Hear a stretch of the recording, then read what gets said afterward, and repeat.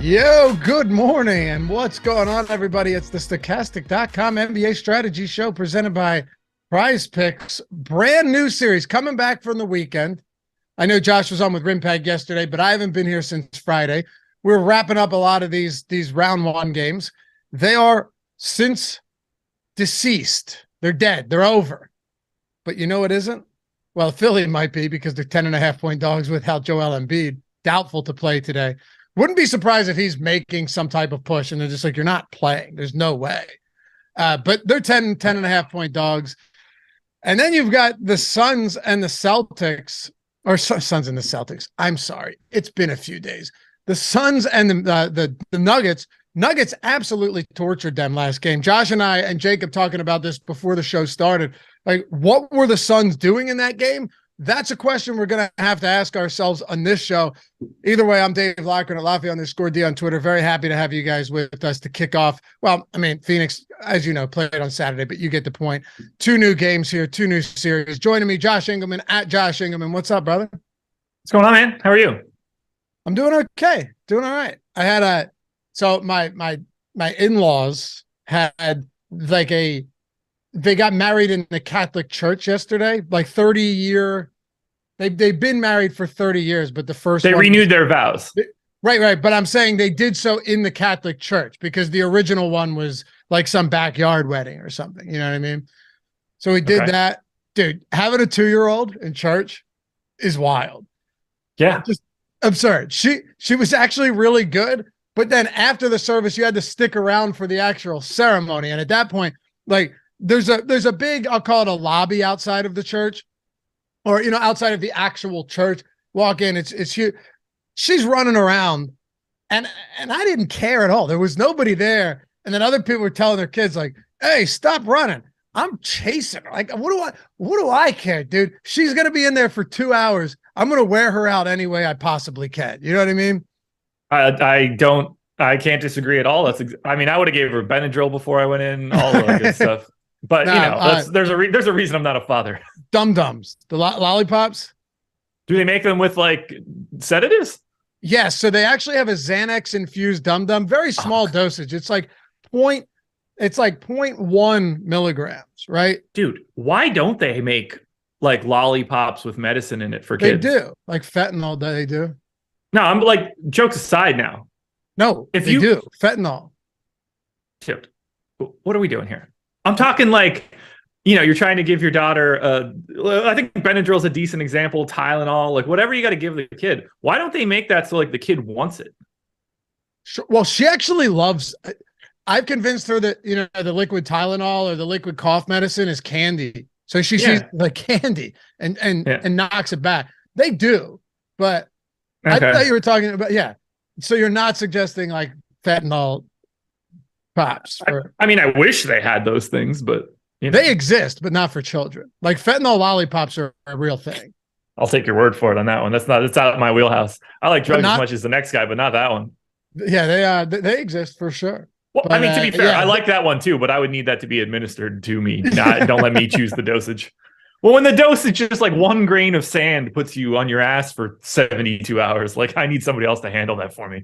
I can understand that. I guess all I'm saying is, the one cool thing about having a kid is I can, and I know this will happen as she gets older, have another one maybe. I can kind of relive my childhood. I'm still a kid, man. Like I'm telling you, what else is the point? Like, what's the point of having a kid other than like to discipline them? You know what I mean? I'm trying to have some fun as they get older, have a good time, have a blast. Been taking her to swim class. That's wild. So I'm a really good swimmer. Like, really good. But I hated learning how to swim. I'm basing this on like the stories. Learning how to swim? So I have flashbulb memories of going to swim lessons at our high school pool and just like being a total pussy about it, like telling them my stomach hurts, not wanting to get into the pool. Because one day they brought me in and they pulled that nonsense that's like super common now for kids where they're just like, alley-oop, figure out how to not drown. That didn't go well for me. And I was like terrified of everybody that tried to make me like learn how to swim. Till eventually my dad did it. He took me to our public pool. They had black lines to like track your lanes. And he just gave me the old alley-oop into one of those lines. And I needed to make it back to the wall. And that's how I learned how to swim. Yeah, right. So it's like when they look at these young kids these days, like, man, the new methods are great. Yeah, they're great at swimming because you've traumatized them into thinking they're about to die. And the instinct kicks in. Maybe it's a good thing. Who knows? But look, nowadays you hear about like, oh yeah, they throw 10-month-olds into the deep end and see how they fare. Oh, I've seen these videos popping up in like my YouTube shorts where the kids just stand on the side and all of a sudden somebody goes in and just fucking shoves them in the back and all of a sudden they're flipping on their head and they're trying to figure out how to roll back over, which like, I get it. But I remembered that learning how to swim and it was aggressively traumatic. Traumatizing. Yeah, I mean, listen, if we're having a bad day and she's annoying the hell out of me, I'm saying, hey, we're going to swim class. And you're standing on the edge. But, if she's being good that day, I'm going to feel horrible tossing her in the pool like that. I'm with you, man. It was traumatizing for me. Well, anyway, we got 2 games to talk about today. It's truly disappointing that Joel Embiid is doubtful, whether you hate the Sixers like Josh or you're a Sixers fan like myself, or you're just a basketball fan. Like, I mean, that's really what it comes down to. If you like basketball, you get into the second round, and now you're talking about the actual MVP of the league not being on the floor. It sucks. He's doubtful to play, but at the same time, dude, it's going to open up a lot of conversation because we're going to have to dive deep into this. Like, how many minutes, in game 4 with the Sixers, that was over a week ago for what it's worth. That was last Sunday. Yeah. Paul Reed played almost 32 minutes, but that's also Paul Reed against the Brooklyn Nets. Now you're talking about how does this front court function against the Boston Celtics? I say we dive straight into this Philly-Boston game, starting with the 76ers, because there's a ton to break down. But it's 10:08. We have like 7 more minutes to talk about totally random garbage in comparison to doing our jobs. That's the threshold. That's the cutoff. It doesn't necessarily have to be followed. Oh, sorry. I thought that was like the first segment. Plus, last show we went to 10:21 anyway. It made no difference even after we set the rule. Well, if it helps, the only stuff that I have left to do was going to be talking about church, and you led that off, and I'm going to bite my tongue on most of that as we move it along. So that's the kind of stuff that'll get me removed from my job and us taken down from YouTube. Yeah, people have their opinions. Some are best to wait for. I don't even have opinions. I'm right in this scenario, but it's frowned upon. Just not. Yeah, I mean, listen, certain things will just. I don't begrudge religion. What? Let me be clear. I don't begrudge people their religion. Let me be clear. Gotcha. I'm very, very pro that if that is something good for you. But the people in charge, not the best peeps. Oh, I don't really think there's much debate there. But again, no, that's what I'm saying. I don't think it's an opinion. I think I'm right. We're not. I don't want to dive into that for a lot. I think you actually agree with me that we probably should talk some basketball here. Yeah, that's yeah. You said a few things in your opening that I had a couple like zingers ready to go, and I bit my tongue. I'm trying to think. All I mentioned is that we went to. Oh, I see one of them.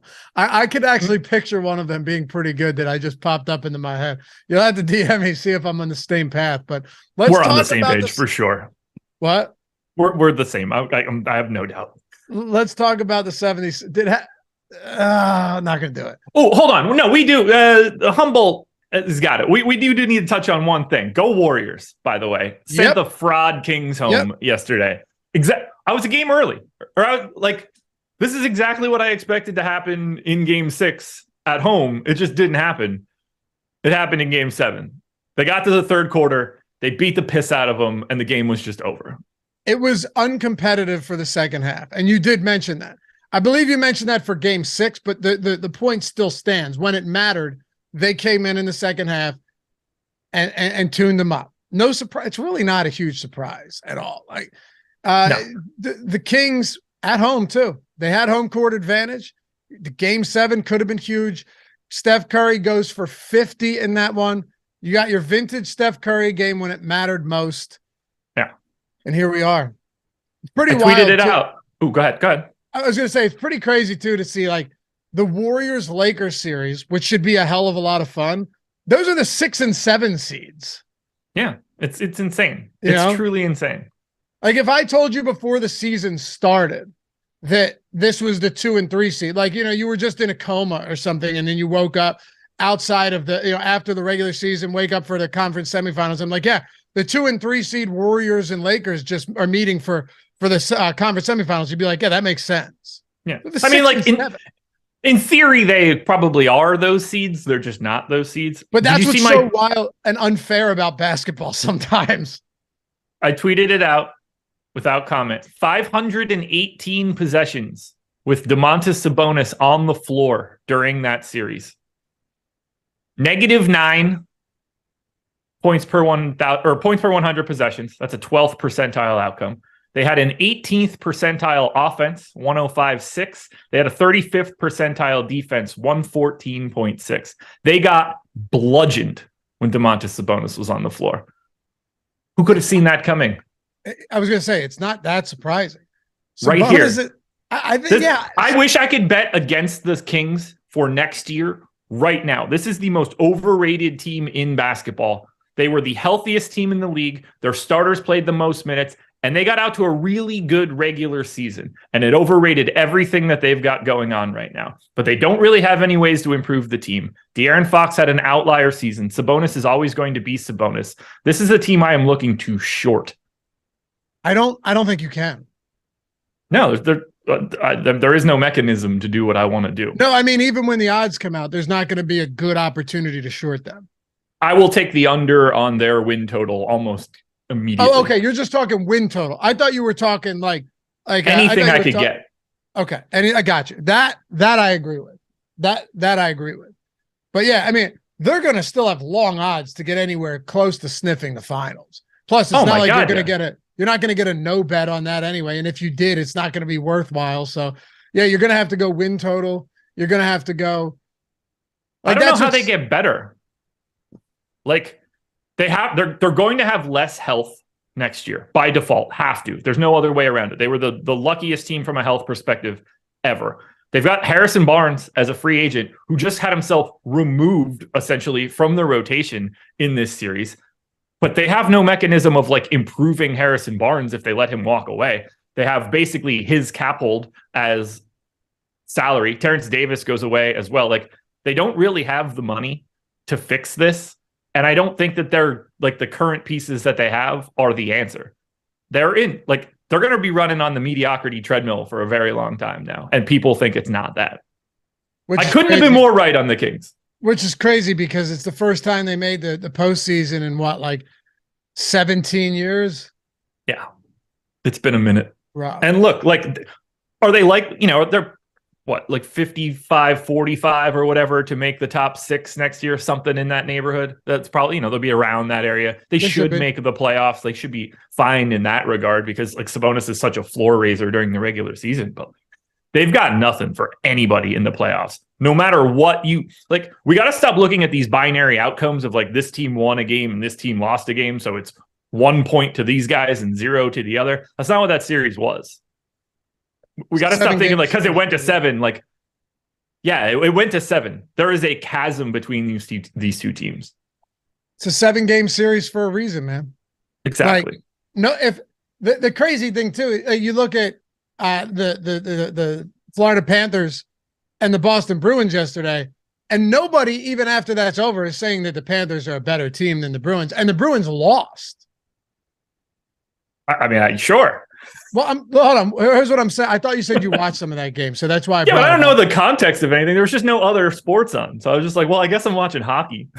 I don't know. I didn't know who was good. I don't know anybody on either of the teams. The Bruins were 62-12-5.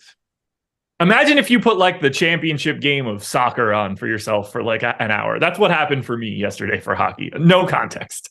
I got you. Okay. Well, can I put it to you this way then? All right.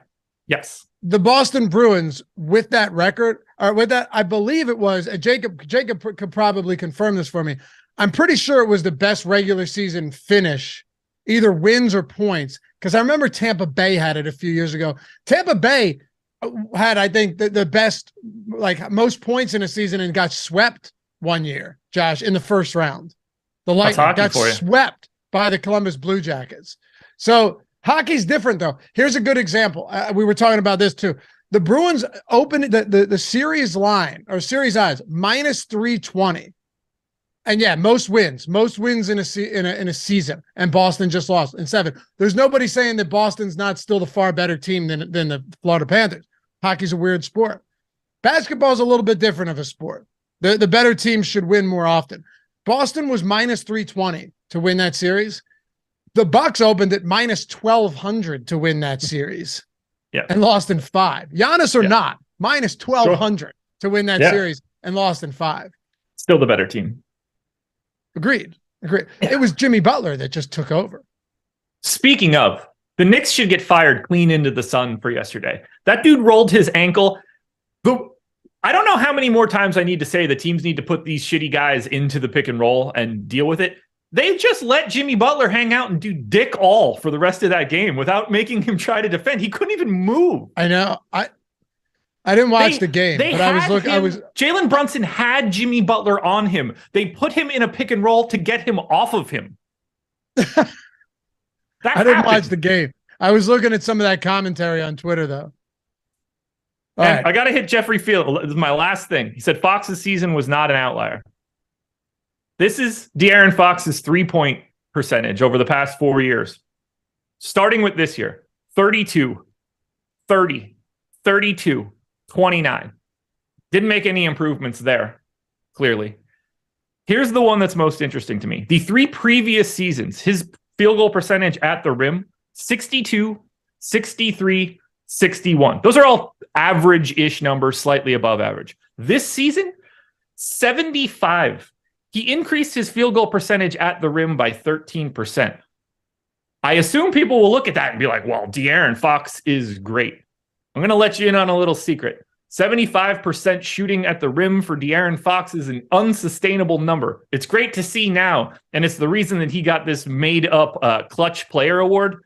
That's not going to be over 70 next season. He's a 6'3" guard. It's so just not happening like that. He's no Tyreek Evans. Sure. Yeah, Tyreek Evans. Tyreek Evans at the rim was a dog. I don't know if you remember that, but he was so sick. And his seasons, man, with DeMarcus Cousins, some of the most fun I've had watch. DeMarcus Cousins is always one of my most enjoyable players to watch. I loved him. You never knew. I was a fan. You never knew it was going to happen next either, you know? It's like people watch, like, remember Private Parts, the Howard Stern, like people that hate him, they continue to tune in because they need to know what he's going to say next. And the ones that love him tune in because they want to see what he's going to say next. Same with Cousins. You wouldn't know if he would drop like 30, 20, and 10, or if he would get ejected by punching a ref in the face. It was great stuff. Great entertainment. It's the best. By the way, only 4 guys were over 70% this year. Fox, Luka, Kevin Huerter, who's obviously not getting to the rim all that frequently, Quentin Grimes. These are guys that played 24 minutes and are guards. Like Steph was at 68%. We're figuring out what the tippy top is, and it's not De'Aaron Fox. De'Aaron Fox shot 3.8% better than anybody else in the league that's a guard this season. I promise you that's going to regress. It will. Sean Dre, last thing here, and then we move on. The Bucks were not the better team. You can put too much weight on the regular season. So if the new series started today, they're massive favorites and the Miami Heat, are you taking the Heat? Let's say I give you even money on both, Josh. Yeah, I am mortgaging my house to put it on the Bucks. Yeah. If you were to take the Heat at even money, it's, dare I say, the worst bet you could ever take? Yes. It would be the worst bet in the history of recorded bets. I'm not trying to be hyperbolic or anything. I was just going to say, I think people assume we're being hyperbolic with this, but it's not. No, it's not at all. Like, it's not at all. And I can guarantee you that the odds here too would be nowhere close to even money. Nowhere even close. There's a difference between trying to be predictive or to describe the past. I take nothing away from Miami. They showed up, they got that shit done, and Jimmy Butler was an absolute monster. But that is not that is not helpful from a predictive standpoint moving forward. It does bring you back to neutral a little bit. I don't throw it completely into the garbage. But we're talking about like 5 to 10% of the equation at this point, not whatever it is that everybody else thinks. The Bucks are the better basketball team, unequivocally. They just didn't happen to win the series. Right. It'd John be like Johnson looking at a tennis tournament every week and being like, well, how the hell did Pete Sampras not win? He's the best team. It's like, well, like every once in a while you just run into somebody else and they get you that day. I know it's a series, but like a series is no different than like playing 3 sets or 5 sets. Yeah, I don't know shit about tennis, but I understand your point. Like you're in a giant tournament. It's going to happen from time to time. It doesn't invalidate the previous data. Yeah. I got us to 10-20, by the way. John Johnson said, is this about betting or who wins the actual game? I don't see the difference. Yeah. It depends what we're trying to for them to win. Yeah, it depends what we're trying to discuss. But like this entire industry, everything that we do is we are doing our best to predict the future. And there's no other way for me to say this. The things that I look at are better at predicting the future than the things that most people look at. Yeah, the Bucks could lose that series again, and if you took Miami, it would still be the wrong bet. And people are going to think that's insane to say, but it's not. All right. It's nuts. Let's talk about basketball here. The 76ers, there's a lot to dive into. I'll kind of let you steer the ship on this Sixers team because let's assume that Joel Embiid is out. He is doubtful. They're saying that this injury is more serious than they initially assumed it would be. Not good, right? Nothing looks good here. We have to assume at this point that he's out. Joel Embiid, unsurprisingly, not in our projections for today. I actually want to start with Paul Reed. His price, 5,300 on a 2-game playoff slate. So you're not going to see a lot of value bench players. What do you expect from him? Let's assume for a moment that he stays out of foul trouble. Do we have any real guidance on what his playing time looks like today in an entirely different series than we saw against the Nets with a coach in Doc Rivers who, for the large part of the time that he's been there, started DeAndre Jordan last year in the playoffs over Paul Reed, and DeAndre Jordan was a dead man with a pulse. Yes. He was how do I usually say that? I don't know. Dead man walking? I don't know where you're going. You're good enough. Yeah, you know what I'm saying. But I had a way to usually put that came on. It was a pretty solid line, and I've lost it. But I haven't talked about DeAndre Jordan in a while. Go ahead. It's a Monday. So if you think that you know what's going to happen with Paul Reed today, you are completely full of shit. Right. He played 32 minutes on Saturday in the game without Embiid. I gave him 28 for today. I think that you're probably good, at least in game 1, for 3 rotations. First quarter, second quarter, start of the third. At that point, I think all bets are off for what you expect them to close with. Do they go to Tucker at the 5 and get more shooting on the floor? Maybe. Do they go to Reed? Maybe. In my brain, when I think about it, I don't think that we see Paul Reed closing the game. I think they go to Harden, Maxey, Harris, Tucker, one of Melton, McDaniels, to a lesser degree Niang, but probably one of Melton or McDaniels. Can they close with Paul Reed? Sure. Like, if it's going well, if he's holding up defensively, we're going to be fine. I don't know what to do with this dude, though, at all, because the minutes can be anywhere. I don't think that there's any threat of it being a different center, at least in game 1. Like, I'd be very surprised if Montrezl Harrell or Dwayne Dedmon or whatever else exists as a center for Philly at this point, like, usurps him. I don't know how you could do that. I don't know how you could do that. Neither do I. I don't think that that'll matter. I think you should feel pretty safe that you get 22, assuming no foul trouble. I think you should feel pretty safe that you get about 22 minutes out of Paul Reed. And I think that you can get back upwards of those 32 that we saw on Saturday. He's a good play. I think the 44% ownership that we're projecting right now feels about right. It's not a guy that I really want to take a stand on in either direction because I think the extremes are extreme. I'm looking at this and going, if Paul Reed's out there, is spacing an issue against the Celtics team that attempted, as many threes as any team in the league this year, up there with the Golden State Warriors. If Reed is out there for an extended period of time, if he's not out there though, I just think you get killed on the glass. That is my problem. That is the issue I have here. Just from like on the boards, who are you going to have to haul in rebounds? Paul Reed, if nothing else, is a phenomenal high energy guy in the sense that he's always going to give you second chance. He's going to give you second chance points, or at least opportunities, right? He's going to battle for offensive boards. He's going to be there on the defensive glass because his motor never stops moving. If he's not out there and you're running a small lineup with Tucker at the 5, Harris at the 4, and then you're running Maxey, Harden, and Melton, you might be able to contend in the sense that you're getting up good looks, you're spacing the floor well. I just think they get murdered on the glass. They're going to get murdered on some parts of the glass. So for the regular season, Boston, 27th in offensive rebounding percentage. They don't really get a ton of boards off of their own missed shots. For the regular season, number 1 in defensive rebounding. So that's the balance that we're going to try to get. We're going to have to see Philly not allow second chances to Boston because they'll never recover from that. Nope. But whether Joel Embiid was around or not, defensive rebounding was just going to be a little bit of a struggle either way, just because of how good of a defensive rebounding team Boston is. Totally agree. But Reed has an 18% offensive rebounding rate. 18%, dude. That's massive for this series and for Paul Reed. Yeah, as long as he isn't a liability elsewhere. Look, it's a massive downgrade from Joel Embiid, obviously.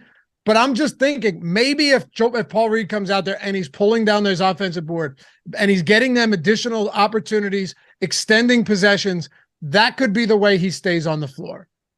Absolutely. He needs to channel. Fucking Jesus. He needs to channel his inner Kevon Looney and just be everywhere on the glass. Everywhere. Mm-hmm. That is going to be the key piece for everything. Now, absolutely. The rest of these guys is where it starts to get really interesting. Like, I don't think we need to talk about any other potential centers. I think we need to talk about the guy that is the most owned guy for Philadelphia right now. Very obvious name. James Harden? No. Maxey? No. Harris? No. That would be DeAnthony Melton. Shooting guard, small forward, 4K, 52% owned right now.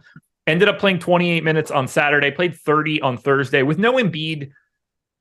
Feels like there's a floor for his minutes somewhere around that 24 mark. I don't know how much extra length they're going to look for, but because of his position, because of his price, he's pulling big time ownership for Philly. And I see it. And I think there's upside in his minutes as well. I have nothing to disagree with for Melton. Not that he's like some great per minute dude, 0.7 fantasy points per minute over the last 30 days. You got to project him a little bit better than that, especially with no Embiid, more shots to go around.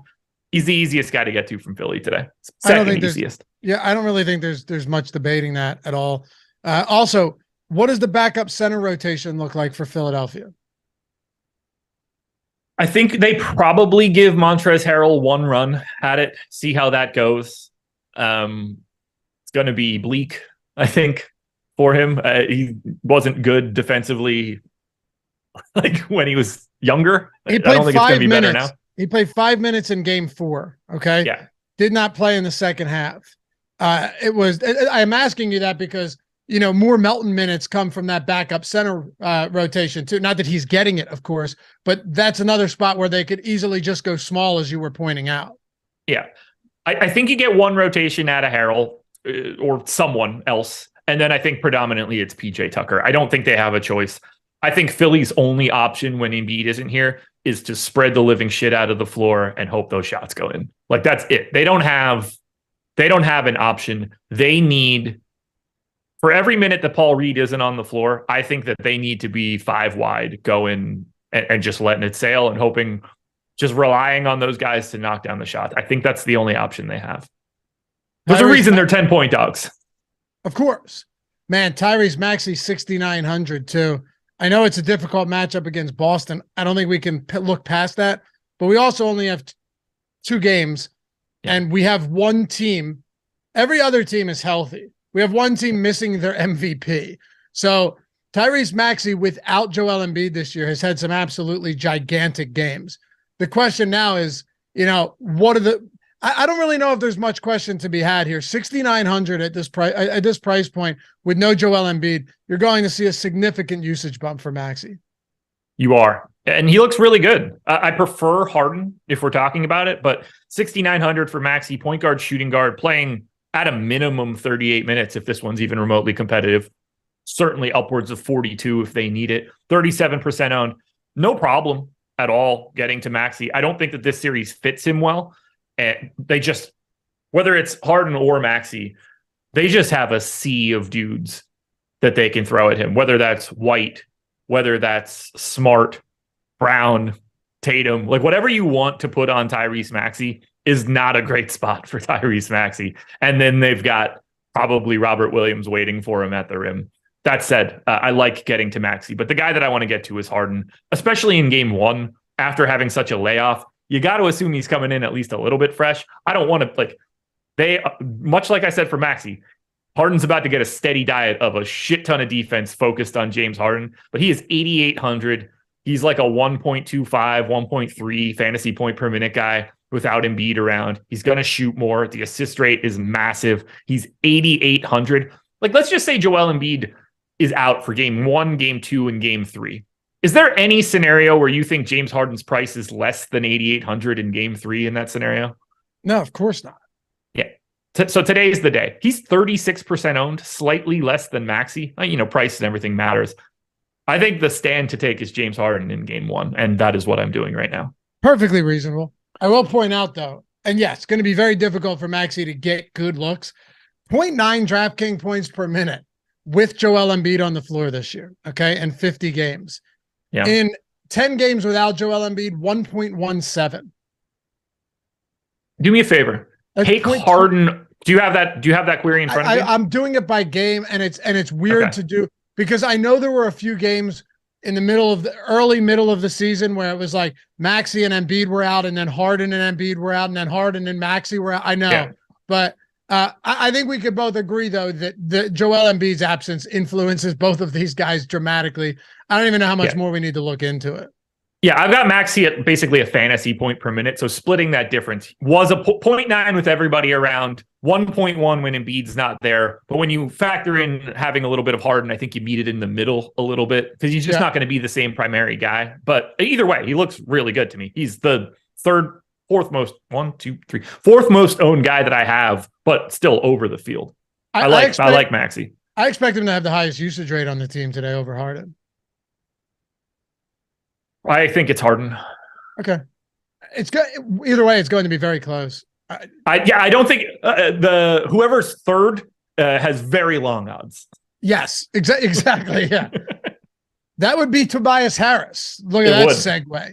By the way, first round for hit that thumbs up. By the way, if you haven't done so yet, I forgot to mention at the top of the show, but hit that thumbs up. Show us some love here. Atone for your sins on a Monday morning. Subscribe. Leave a comment down below if you're watching after the fact. If you're listening in podcast form, you know the drill. Leave a rating, review, subscribe, tell your friends, all that stuff goes a long way. We appreciate you guys for it. Wrap up the Sixers for me. And yes, Tobias did have a nice first series. Yeah, happy to get there as well. 6,400, small forward, power forward, could probably play a couple extra minutes. I gave him 36. Certainly improves his per minute production without Joel Embiid being around. There's more shots to go around. When you take a 38% usage guy off the floor, apparently other people can get those shots. It's crazy how that works. If you want to go to PJ Tucker, like today's the day to do it. Don't get me wrong. Dude sucks. Call it 0.5 fantasy points per minute if you want. I gave him 30 minutes. He's 3,700 if you're looking for a way to pay down. Like there are worse. Now's the time that you want to get to PJ Tucker when he's sub 4K and there is no Joel Embiid. Like this is the spot. They're going to let him get some corner threes. I don't know how many that's going to be. I think we've basically talked about everybody that is ultra relevant. Jalen McDaniels, George Niang. You want to flip a coin there? Like we've got McDaniels 15% owned at 3,200. I think I'm more likely to want to take a shot at Tucker at slightly less ownership just because the minutes are there. But I think there's a path for McDaniels or Niang to step into like 21, 22 minutes. We saw McDaniels play 22 on the 17th. That would have been, I don't know, whatever game that was. You know what I'm talking about. I think that's viable. Game 2, I guess. I think that's sort of like the ceiling, and that's what you're looking for that 15% ownership. I don't necessarily think it has to be McDaniels, but I do think they try it just because of all the length that Boston has. But I think it's the starting five plus Melton in aggressive fashion here. Talk about Boston. Interesting, pretty flat ownership here. Before we do though, shout out to our sponsor, PrizePicks. Josh already does or will have the PrizePicks video coming out on OddsShopper today. Running it back once again, having some nice success over there. Not only that, though, how about this? If I told you, hey, you haven't signed up at PrizePicks, it's available in your state. It's also available in like every non-legal betting state. So what a great way to scratch that itch, given that you're just taking player props, no juice on either side, just the over or the under. You're putting them into a lineup, 2, 3, 4, 5, or 6, and you're letting it rip. If you go with a 5-pick flex play, you hit all 5 of them, you 10x. If you only hit 4, unlike a traditional parlay at other books, you're still 2x, and you still make money back on hitting 3 of 5. Or you want to go wild with a 6-pick flex play. You want to do that 25x if you hit. Not to mention every day throughout the NBA playoffs that you hit that you enter a 6-pick flex play, you get entered into the $1 million. Well, basically every single day someone gets a shot at winning $1 million. And all you have to do is put, I think, minimum $5 6-pick flex play lineup in, and every day they're drawing somebody out where they're giving you a 6-pick lineup, okay? And if you make it yourself, if you hit 6, you get $1 million. They're doing this every single day.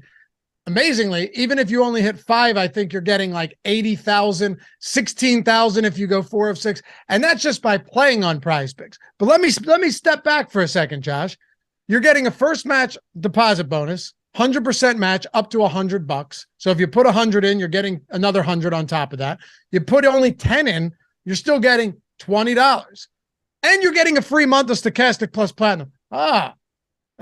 Be remiss to leave that one out. $120 value, all of the tools on our site, the entire month, including premium Discord, boom, bust, ownership for every single sport that we've got. And if you want to get the Fantasy Cruncher add-on, you can do that as well. Entirely free when you sign up at PrizePicks using the link in the description or in chat. I mean, why would you need anything other than that, man? I don't think that you do.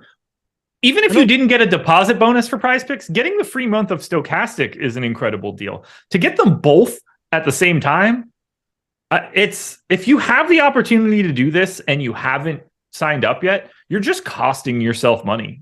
Yeah. Steve Buzzard, using our own tools, took down another 150K.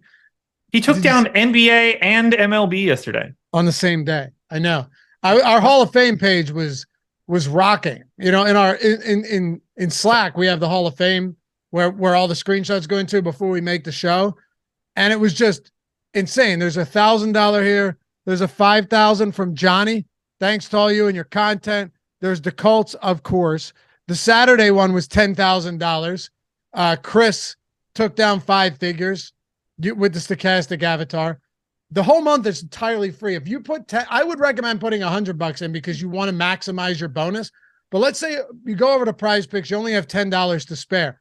You're getting another 10, so it's essentially free right there, and you're getting the free month of all of our tools that's going to help you out because we got everything to help you for PrizePicks as well. That is entirely free, $120 value every sport for the month. So check it out if you haven't done so yet. PrizePicks, link in the description and in the chat.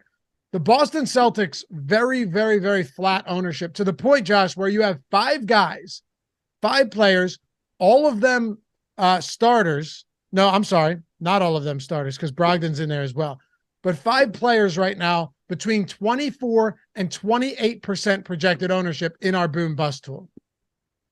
Yeah, great spot, obviously, for Boston. No Embiid, 10-point favorites. Scary as hell to get to some of the pieces of this team. I'm getting to things that I don't really want to get to and not getting to the things that I do want to get to. And that's rarely something that I want. I guess we'll start with Tatum and Brown. 9,900 for Tatum, small forward, power forward eligible. 8,200 for Jaylen Brown, shooting guard, small forward eligible. This should be a great series for both of those guys.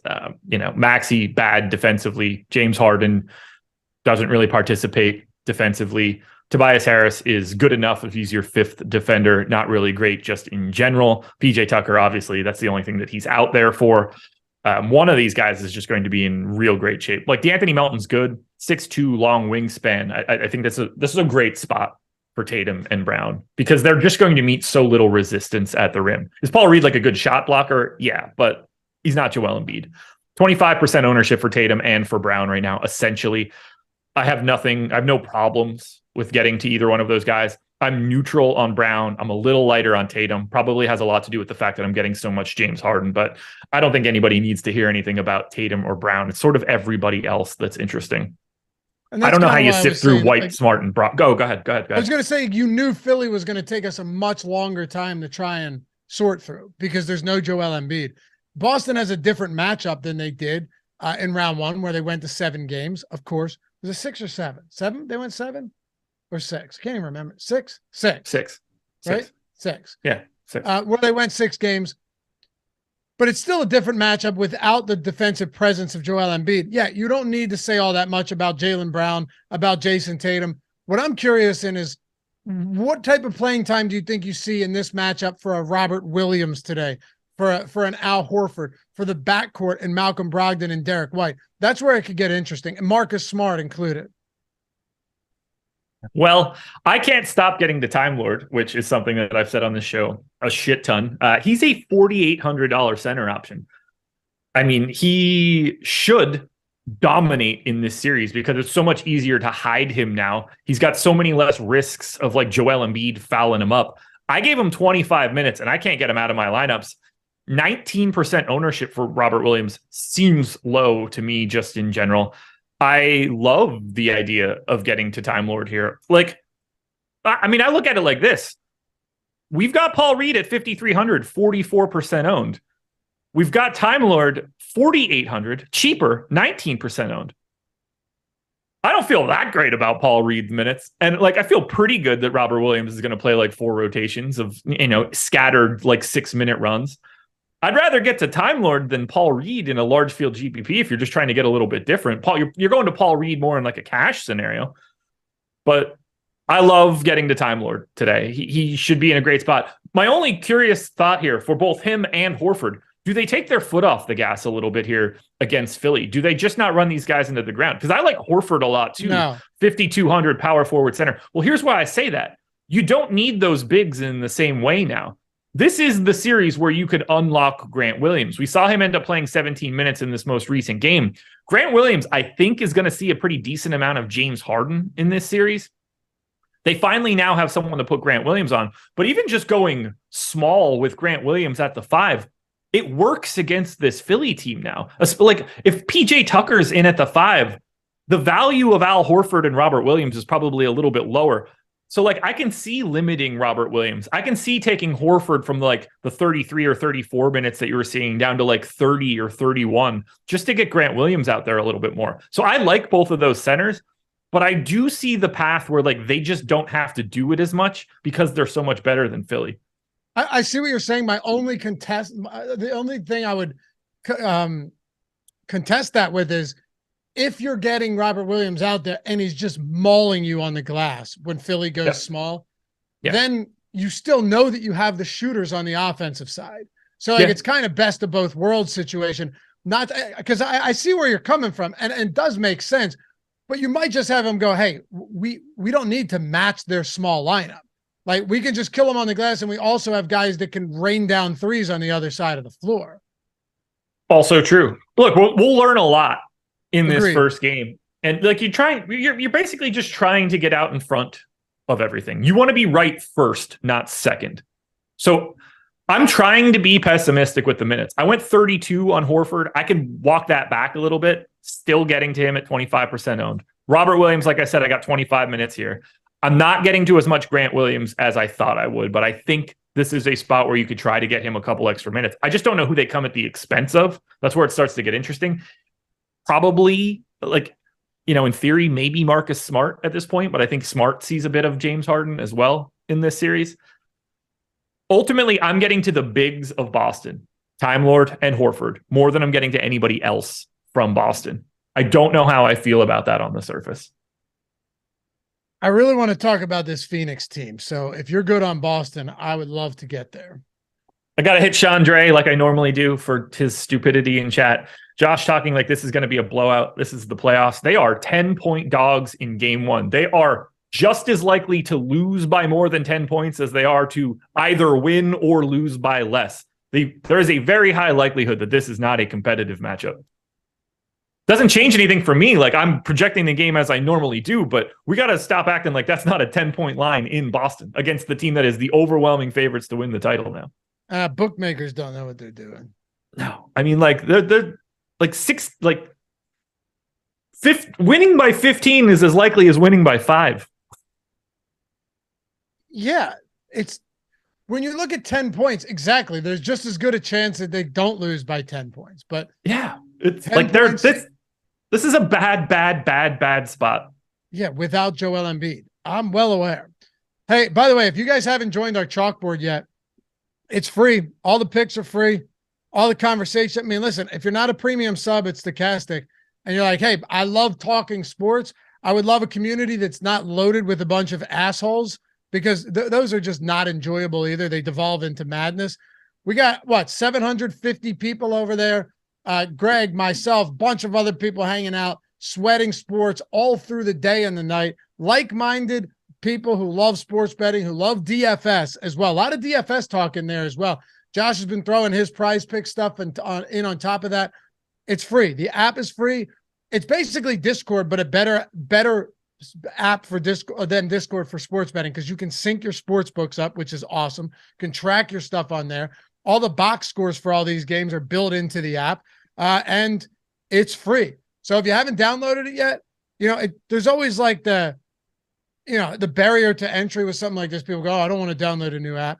I don't know why you wouldn't. It's super easy. Like, you take 2 seconds, download it, create a username, and you're in. And then if you want to sync your sports books up, you can do that as well. It's just a lot of fun. And if you hate it, you can bounce, and we'll gladly refund your misery, which is $0. But I don't think you will. It's a great community, and we continue to build it thanks to you guys. So get in there, join our chalkboard. A lot of fun, especially through these NBA playoffs, crossing over with MLB season, with NHL playoffs. It's been a lot of fun. Real diverse in there from a sports talk perspective. All right. Outside of Chris Paul, who attempted 5 threes last game, they're 4.5-point dogs today on the road after getting walloped by Phoenix. And by the way, that game, it wasn't like Phoenix just pulled ahead late, which they did, but that game Phoenix never got that within like 13 points for basically the whole game. It was never even competitive. Outside of, real quick, outside of Chris Paul, who do you think led the Suns in 3-point attempts? Corey Craig? Damian Lee in the 12 minutes that he played. Damian Lee. This team attempted 23 threes. It was shocking to me. One, how many times Chris Paul missed a wide open Kevin Durant, 4 3-point looks that there wasn't a defender within 20 feet of him. And then Devin Booker refusing to do anything but try and step into his quote unquote spot to knock down shots, which is great, Josh, if you're getting stops on the defensive end. They couldn't stop a thing. Jokic was killing him in the paint. Jamal Murray was electric once again. You got Aaron Gordon draining threes. Like, that team couldn't be stopped. And you're just settling for 2-point field goals on every possession and not looking to Kevin Durant half of the time when you've got the ball in your hands. I'm done. I just thought that game, I'm not saying they should have won at all. But I'm saying there's no reason that should have been a blowout. No reason at all. I don't know what happens in this series. It's one of the weirder series for me just because of Phoenix's utter reliance on the mid-range. They don't have a choice. They need to get more threes up. They're losing this points battle. They're giving up. They have to nuke from the mid-range because they're just not going to get. They're starting from behind so much by not taking these threes. I'm having a lot of trouble getting to the Phoenix side of this game, and I don't really have any regrets for that. So we got Booker and Durant basically 25% owned on both sides. That's very comparable to the combo of Jaylen Brown and Jason Tatum. But we've got Kevin Durant with like a 25.5% usage rate through the playoffs so far. You feel like that needs to change and he needs to start taking more shots, but why isn't it happening already? Booker's playing, 42, 43 minutes a night. That's fine. But I would rather get to Tatum. I would rather get to Durant. I didn't get to Durant. I don't have any Kevin Durant today. Now that feels awful because he's Kevin Durant. And if he wants to go out there and keep shooting, he's going to do that. And it's going to look pretty good for him. But I don't know how you can project Durant as a really good play today at 9,500, given the rates we've seen, just even given his normal rates against everybody else here in this increased minutes situation. To me, he looks very clearly like the worst pay up option that you can get to. I say that knowing that it's Kevin Durant and knowing what that means, but it's like he's at 1.17 fantasy points per minute over the last 30 days. I have no idea why he's not shooting more. Maybe today's the day where he's just like, yo, I gotta beat Kevin Durant now. I'm telling you, dude, there were times where he was standing around in the half court. His body language was. Did you watch any of that game? I actually did not. Okay. His body, chat will back me up on this for sure. There were times where his body language, when they're setting up in the half court, was like, why am I out here? I swear to God, dude, like in the sense that he's standing there, just ample opportunities and not seeing the ball. And like, I'm not saying you got to get it to Durant on every possession. Obviously that's not well, I'm saying you have Devin Booker, you're sure. I get I hear. What we're both saying, though, is he needs to attempt more than 19 field goals. And he was minus 21 in that game. I watched it. I'm not like an eye test guy.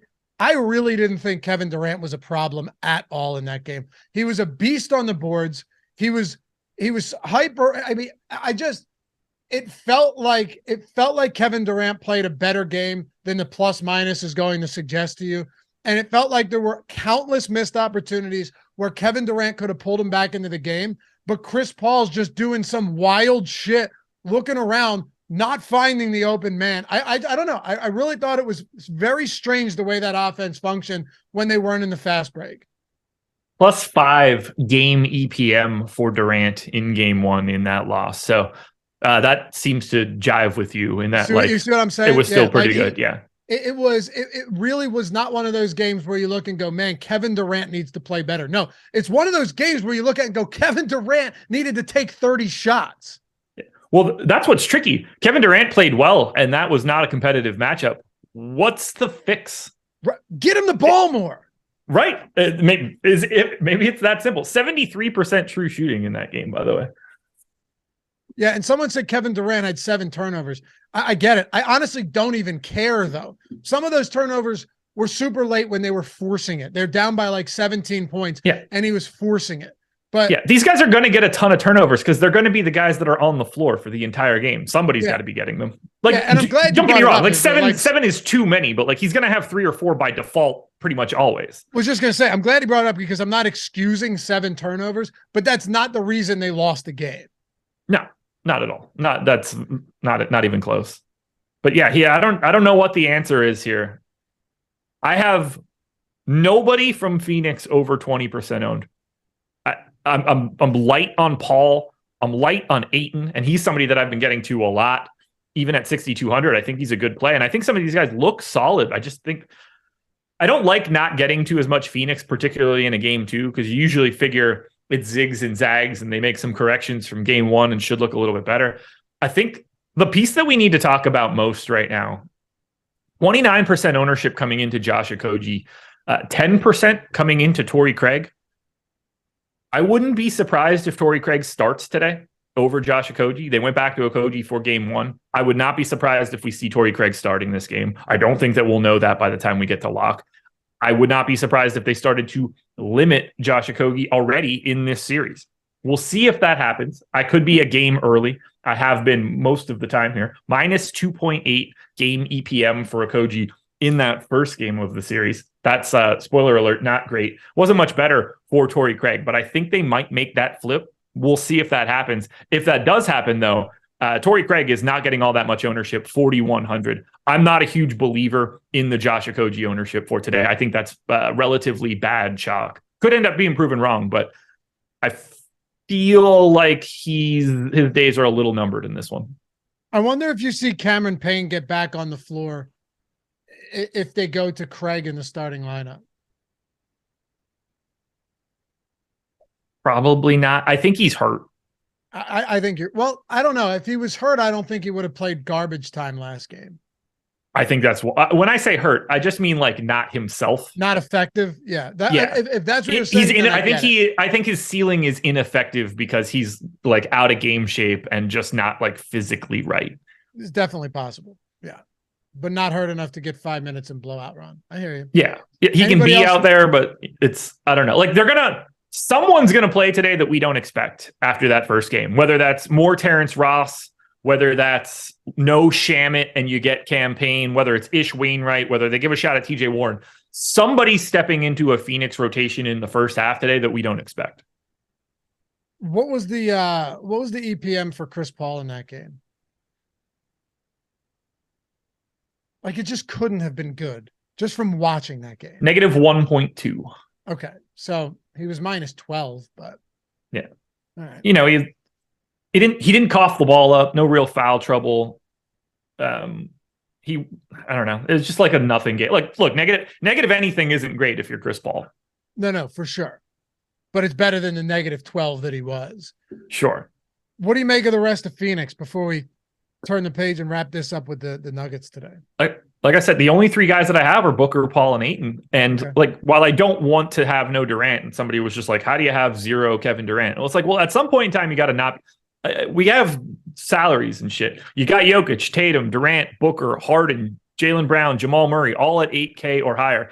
At some point in time, you got to, like, somebody is going to be the guy that you end up being light on. If it's the guy that's only at 25% usage so far, and like, then it's Durant for me. Do I like that? Not at all.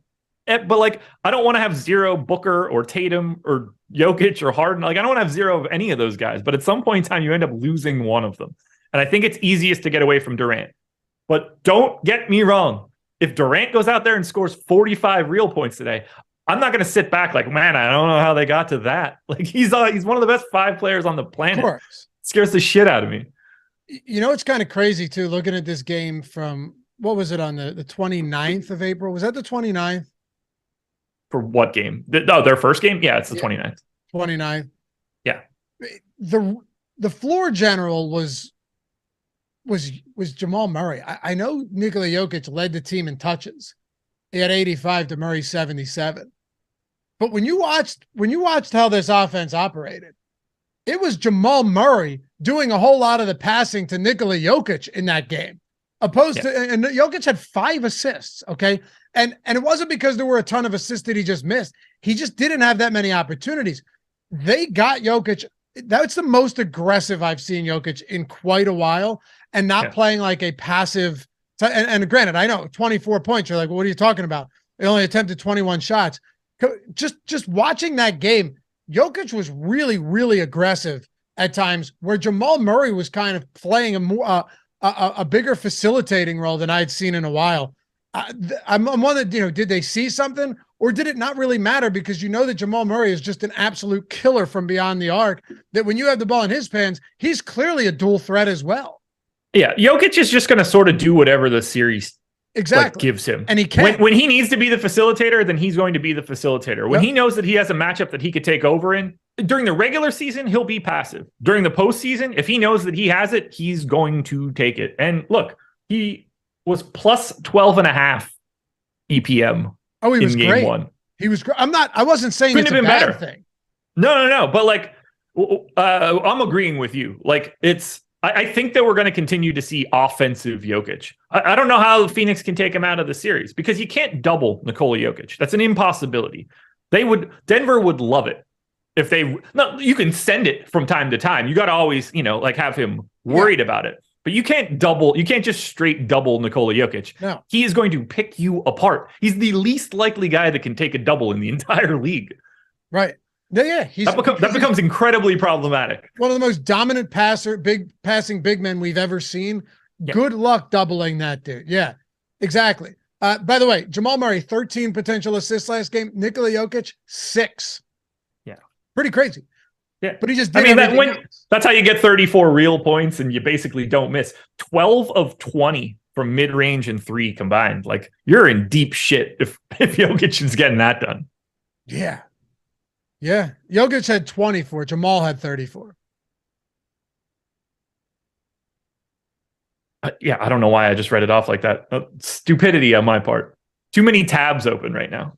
But still, that duo right there, they're just, like you said, they're just going to find ways to make it work with what the defense is giving them. You're going to have a really tough time stopping that. Yeah, 19 boards for Jokic. That's what I mean. He was all wake over up, wake up, DeAndre Ayton. What's that? I said, wake up, DeAndre Ayton. Yeah, man, I know. Jokic had 8 offensive rebounds, Josh. 8. Yeah. Was he Kevon Looney? I know. Looney's the man. Yeah, he really is. How else do you want to approach the Nuggets today?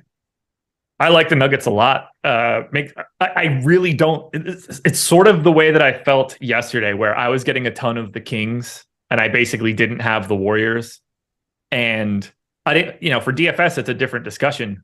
But in my mind, I didn't like that. And I think Phoenix looks a little different today. I would take the points with Phoenix, even though I don't really trust it. But I am getting to a ton of Denver here, whether that's Murray in 50% of my lineups, Aaron Gordon at 5,800 power forward eligibility. He is the guy that I have the most of anybody on today's slate. His minutes are up.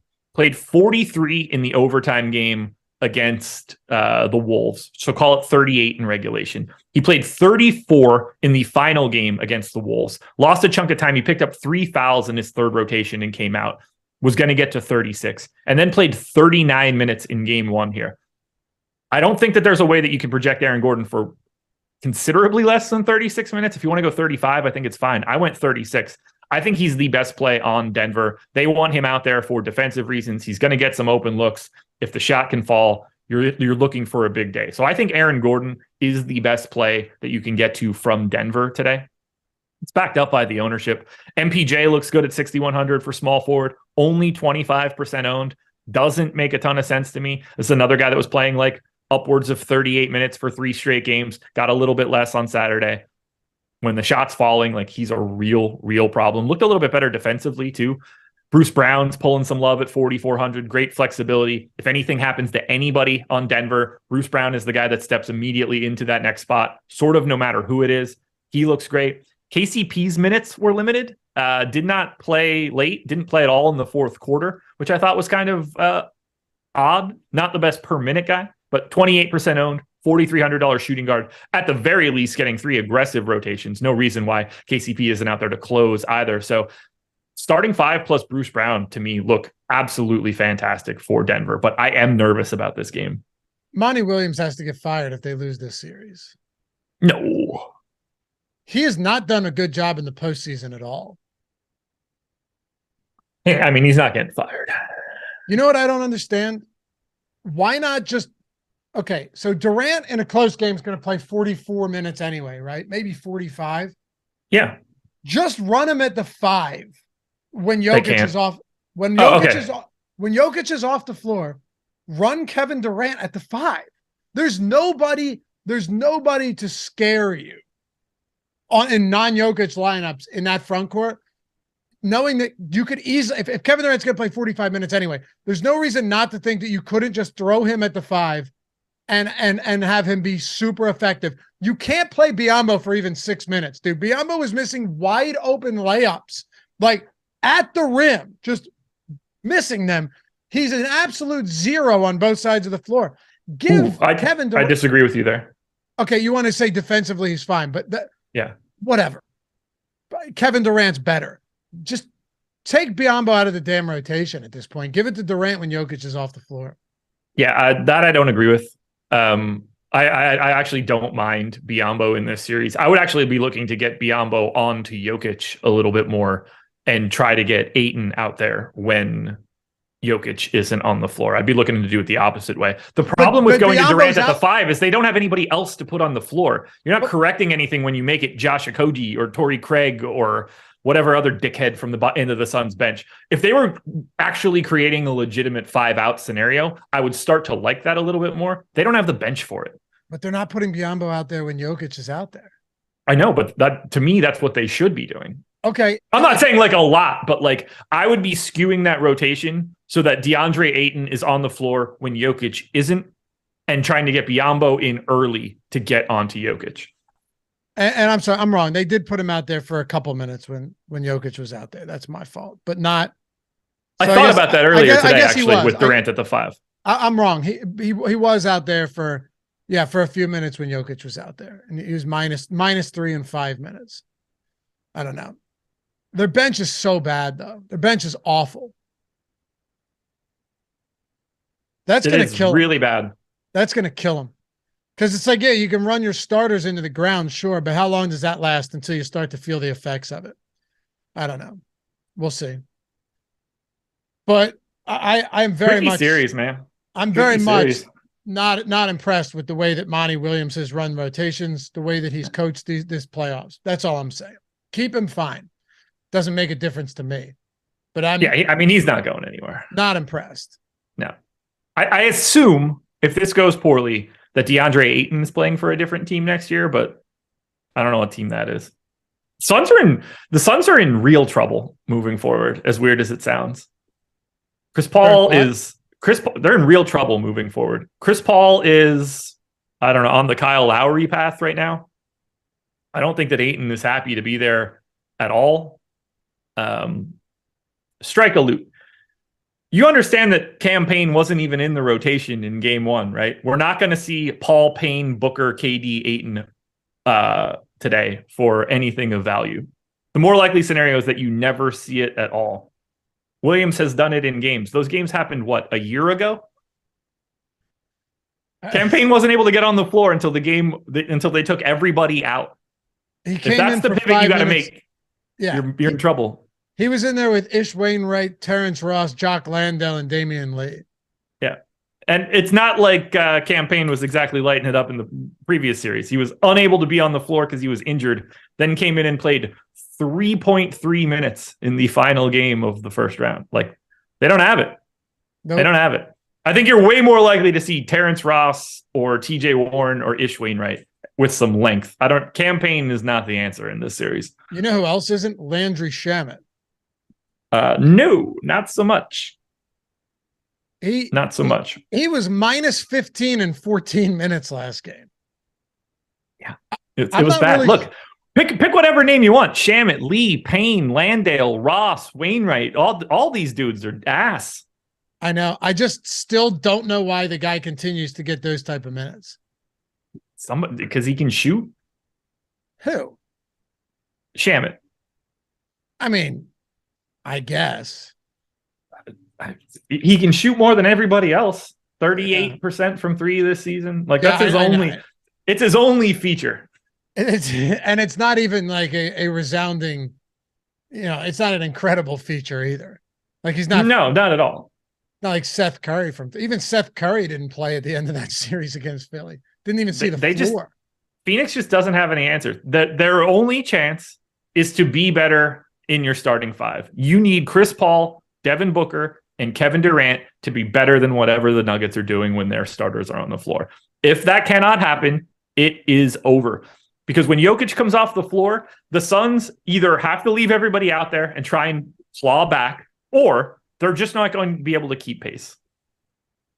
Hey, before we go, and I ask you your top value play, top leverage play, and favorite high-end play, or favorite top-tier play of the slate, don't forget, guys, 50% off all the tools that we have available to you across the board, whether it's one sport or every sport. I mean, baseball tools killing it right now. NBA tools still killing it right now. NHL, PGA, MMA, NASCAR, tennis, F1, everything. You want the boom bust tool, the top pitchers tool, the top stacks tool, the ownership projections, player projections. You want to grab a fantasy cruncher add-on, go in the full month for one or all sports. Play it however you want. 50% off, links in the description and in the chat. Or if you're like, listen, I don't have a ton of time, I don't have a ton of money to burn, but I love DFS and I'd love to have something to help me. The lineup generator is less than $4.50 for your first week. And it takes you seconds to generate lineups. Seriously, takes you seconds. You keep the ones you want. You get rid of the ones you don't want. You can upload them to CSV, or if you're on your phone, it's optimized for mobile. You can swap players out. You can lock them in. You can do it for different style of tournaments. You want to go balanced lineup, cash lineup, GPP, whatever. You're seeing what the optimal score is. You're seeing what the ownership on the lineup is, all of that. Less than $4.50 a week. Link to both of those in the description if you want to check it out. And as always, my DMs are open on Twitter. If you have any questions about what's best for you, don't hesitate to reach out. We'll wrap this one up with your favorite leverage, favorite top tier play, favorite value play, and favorite leverage play, a guy that you think should be getting more ownership than he is. And if you want to throw a fade in there attached to that, go for it. I guess it's Kevin Durant right now. All righty. So yeah, my fade is Kevin Durant. Now I'll give a better fade than Durant because I don't agree that I should fade. It's just the way that it's shaking what's out. Happening. Yeah. Yeah. So favorite pay up option is Harden for me today. I'm going to assume that he's feeling better after having a couple of days off and slapping around his friend or whatever outside of the titty bar. So I'm going to go to Harden in game one. Don't love it. Matchup's obviously terrible. Best value play, I think, is pretty clearly DeAnthony Melton. 51% owned at 4K. Only guy that's pulling any real ownership below that is a Kogi, and it's half of that. So to me, value's got to be Melton. Okay. Feels like Time Lord should be a little bit more owned. Feels like Michael Porter Jr. should be a little bit more owned. Those are two guys that I like in the mid tier as sort of, guys that you can get over on. I don't love the ownership coming into Josh Okogie, but I kind of know why it's happening. I would say that Josh Okogie is my biggest fade. Durant is just like an uncomfortable function of pay up options where he's just showing up last to me. I would happily lock button Kevin Durant because he's Kevin Durant if I had to. Josh Okogie, I wouldn't get that same feeling. So I'm going to say that Josh Okogie is my biggest fade. Mike L sold on the tools. Love it. Said, yeah, tied for first big win, 3K. I'm sold. Congrats, man. That's what we want to see. I absolutely love seeing that stuff. Yeah. And hopefully you got, either the PrizePicks promo, or you did the 50% off, million different ways to get your foot in the door and start winning money with these tools. We'll wrap it up with this super chat, Josh, from 3 Windy City. Bruce Brown or DeAnthony Melton? I'm going to assume this is a DraftKings question. Yeah, let's just go with DraftKings. Well, the answer is DeAnthony Melton, and I don't think that it is all that close, but it's like sort of close. Appreciate you guys hanging out. Follow Josh. Wow, hold on a second. That's wild. Facebook. People always watch our stuff on YouTube or listen in podcasts. Micah Austin coming in from the cloud saying, I hit for over 2K using your tools. Dude, that's crazy. Wait, where did you get that from? It's in Restream Bot from Facebook. Look. I don't see that. Oh, there it is. Got it. Yeah, right there. My wife follows Stokastic on Facebook, and she'd be like, she's like, oh, I saw you were live or something. Not a lot of people watch. I was like, people don't watch it on Facebook. I didn't even know he still posted it to Facebook. Actually. Neither did I. That's why I was confused. But hey, that's awesome, Austin. Yeah, appreciate you commenting too. 2K using the tools. We'll take that all day. That's where you draw the most people, right? Facebook? What's that? Those are your people. I hate Facebook. I don't do Facebook. I have one. Those are your people, man. It's really just like if I'm liking Justine's pictures of my daughter or something, or like if someone reaches it. Do you have Facebook? Do I have Facebook? Yes. That's what I mean. You don't use it. It doesn't. It's whatever Facebook existed. Yeah, I haven't used it for years. There's also I don't know. I don't open it. I don't go to it. Nothing. Yeah. There's a group. There's a neighborhood Facebook. A group for like our neighborhood. Yeah, those are the worst. They are the worst people. We all just get kicked out of it because you can't take the lunacy anymore. It's just people like straight neighborhood watch, peering out the window type stuff, and they think, like there's always oh my God, did anyone else's power go out? Look out the fucking window, lady. The whole neighborhood's dark. Yeah, the power went out. They got to be the first person to, you know what I mean? Those type of people. It's brutal. All right. I don't want to know those people. There's a reason why I don't go knock on their door. I don't want to know you digitally either. No, but I'll tell you this much: watching that stuff is so funny. Like I get a kick. I don't have the tolerance for it. Very enjoyable. It'll make me too angry, and then I'll be the person that I am to chat to people that live around the corner. Oh yeah, you'd be booted out of that so quickly. I would never join it. They would know not to let me in based on the lack of conversation I had with them for all of the rest of their lives when we're on, like we're faced. Hi, how you doing? As we walk by, don't stop me. I don't care whatever's going on in your life. It's the worst when I'm walking my dog before a show or before I got to get some work done, and it's like, hey, question. And I'm like, listen, I'm a very friendly person, and I try. I really do try and help out. I got an older gentleman that lives right next to me. I'll hit his lawn when I'm mowing it, if I see it getting a little overgrown. But that's my good deed. That's my good deed. I don't need a 30-minute conversation about it. That's my way, put in my music or my podcast. I have no problem doing that because I'm in my zone. You know what I mean? It's kind of a Zen place. But then when they step out the door, you're like, man, no good deed goes unpunished these days. That's what helps. Like, I basically do, like, I have like, I don't like, I'm not using neighbor as the term that are like directly next to me. Obviously I have 2 neighbors, but like there's only like 7 houses near me. So if I can walk out, as long as my 2 immediate neighbors aren't out to like catch me in conversation, I'm good. No one's going to be around. It's perfect. Would I like even more privacy? Yep. But This is about as good as it's going to get for me. I'm not in a development where like I'm at the end of a cul-de-sac and like there's no choice. I'm surrounded by people. That has been my life previously. Those days are miserable. I don't want to run into any of those idiots.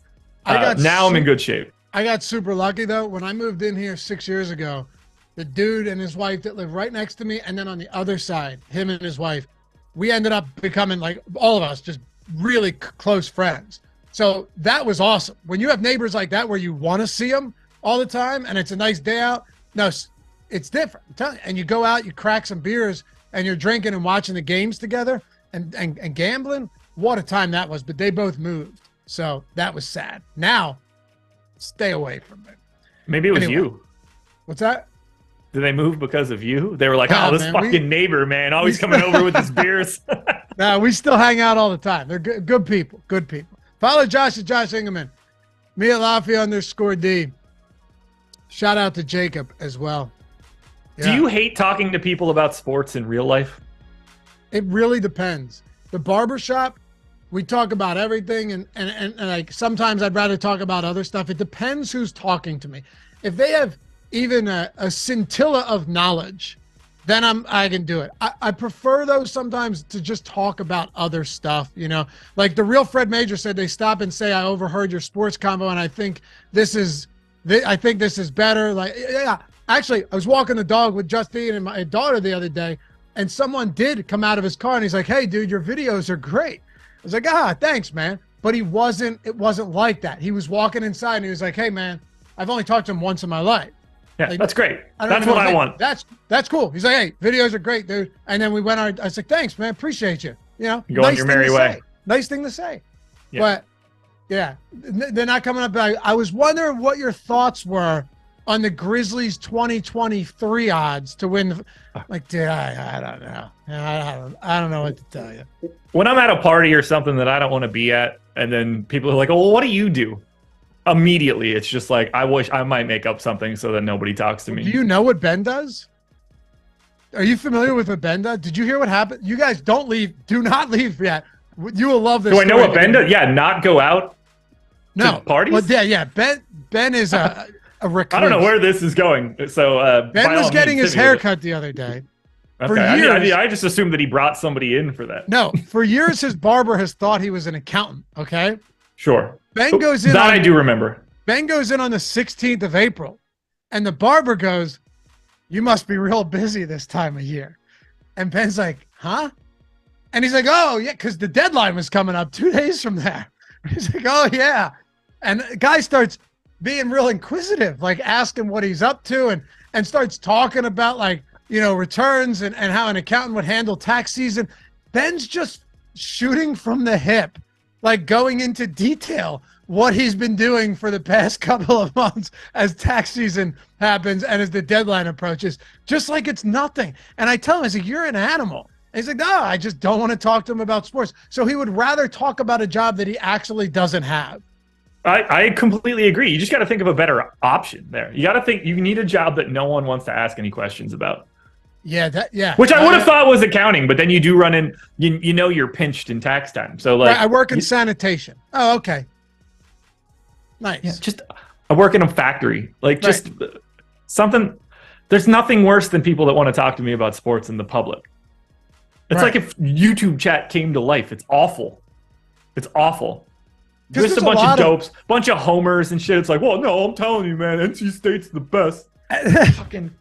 Because there's a lot of other great, fun stuff to talk about. You and I went out to lunch. What was it like? Sometime around this time last year. Yeah, about a year ago right now, actually. I don't think we talked about sports a single time. No. You know? We talk about sports for our jobs. I don't every day. And I love it. I absolutely don't get me. I love it. Yes, yeah. I don't want to change this part of it. I just don't want to talk to unqualified dopes about it in my day-to-day. Yeah. Jacob said, you can't say you're in sanitation. Everyone will think you're mobbed up. No, exactly. That's why you tell them, because they just don't ask any questions. Yeah. I don't think people think that I have any ties, but yeah, you just tell them and they go, oh, and then they talk about you after you leave. Yeah. Oh man, it's so bad. That's why I don't want to ever go to anything. I don't want to talk to people. Yeah. People suck. I tried to explain that to Katie at one point in time. Like, it's not that like I don't want to socialize, but my job is to like sort of socialize. I feel like I'm having a conversation with like a couple hundred people every single day. I got to be on and up for it. And that takes a lot out of you. Like, I don't want to have to be on and up for whatever bullshit conversation somebody else is having. I still like it. You and I are a little different there. I like a social person, man. Not all the time, though. Not all the time. Sometimes I just want to be left alone. I love my time by myself, but I love going out. Like, my brother-in-law and I went out to the bar on Friday. We had a great time, man. Just sat down, the two of us, hanging out, knocking back some drinks. Or are you talking about like party setting? Because if I'm just going out with a buddy or two, that's great. I want to go see 1 to 2 people. That's different. Okay, I'm with you. It's like, oh, so-and-so's daughter's having a 2-year-old party. Are we going? It's like, fucking no. Right. All right, we got to go. I got stuff to do. Thanks for hanging out, guys. Shout out to Jacob again for producing this one. We'll see you back here tomorrow on the NBA Strategy Show. Peace. I'm a